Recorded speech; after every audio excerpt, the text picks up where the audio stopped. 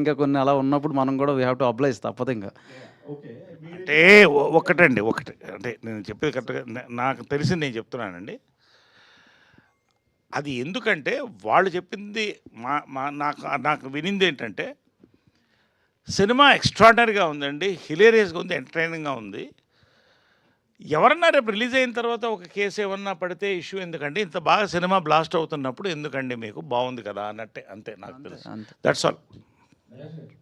సుహాస్ గారు, నరేష్ గారు, ఇక్కడ సార్ ఇందాక మీరు మాట్లాడుతూ మహేష్ గారి ఫ్యాన్స్ ఒక సర్ప్రైజ్ ఇస్తున్నారు.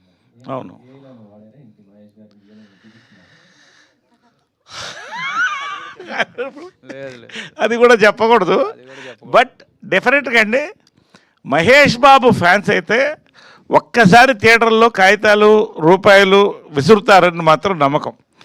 ఎంత అది ఎంతసేపు ఏంటనేది వేరు, కానీ బిజినెస్ మ్యాన్